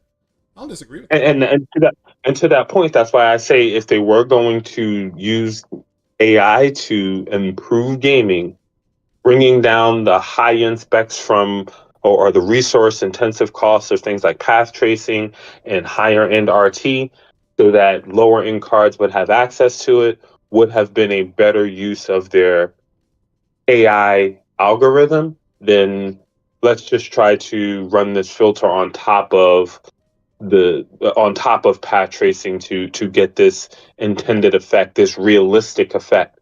Because while it looks good for the internet, it's also running on two 5090s, and most people don't have one 5090. Oh, that's true too. Yeah, I mean that's what I've said before. It's a good. To me, I'm like, well, it's a good start. Like if you're showing this to your investors and they see that, they're gonna be like, oh, hey, okay, we can kind of see where you're going, but you know, because they got to see where you're going because you're taking money. Like we're spending billions of dollars on this. You know, Yeah, you're spending a lot of these people's money. You need to yeah, show that you need to have some proof of concept. I get yeah, what you're saying, and that's why I'm at the place where I'm like, I'm not going to be as far as saying this is AI slop. They definitely shouldn't have done this. I'm saying that I think that they should have gone in the other direction, because I think that they will have greater rates of return. They would definitely have a better reception online if they had focused on making those processes better for cards that are already affordable, rather than aiming for a card that most people don't even have one of now. yeah. And do I buy the fact that in the future, in the near future, is what Nvidia is saying, they're going to get they're going to get a version of that to run on one 5090. And because then the thought is, well, what happens to the people on the 5060, right? I mean, the 60 series is going to likely be their most popular card. You're already pitching to a very small audience with the 5090. Now you're reducing that audience more by making the primary function of this new DLSS a Instagram filter that some people will define as AI slop. They're just shrinking their market, where I think the other way expands their market. And I think that would have probably been better. But that's why I'm not one of the idea guys. I'm just one of the finance people, and I'm one of the people who tell them they spent too much money, rather than the person who tells them this is what you should have did with the money. Well, it makes sense. Yeah, it makes sense. So yeah, well, all right, man, that's cool. Well, I appreciate you coming up. All right, bro. I just wanted to wrap it up with you. Thanks for having me on, Craig. Hey, anytime. Yep. Right, Have a good one. you too, Enjoy man. your Sunday. Yeah, you too. Everybody, yeah, make sure everybody enjoy that Sunday. Spend time with family and friends. So there we go. All righty then. Ow. Ouch. Cord got caught on my ear. That's smart. There we go. All right. Well, we can go ahead and start wrapping it up then. Nobody else is going to come up. Like I said, the PlayStation PC launcher, that does seem like that's just something that's in the wind. It looks unlikely, but won't know it until Sony actually does say something about it. Also, the rebranding for single player or single platform really quickly. They're going to you're going to have one place to go to, like a one-stop shop. Like they say about Speedway, you're a one-stop shop. You can get coffee and donuts and blah, blah, blah, this. So one-stop shop, meaning that you're going to be able to go to one spot, get anime, get TV movies, get TV shows, get movies, and, and get and get music as well. You got to remember Sony makes that as well. And it'll have a site you can go to buy Sony products, whether that's cameras or PlayStations or headphones. It's going to just be a one spot shop instead of having, oh, you got to go here, you got to go there. We only have this, we only have that on this site. You have to go here. And that is confusing as hell to a lot of people. So you just want them to be able to go to one spot, condense everything down into one spot and go from there.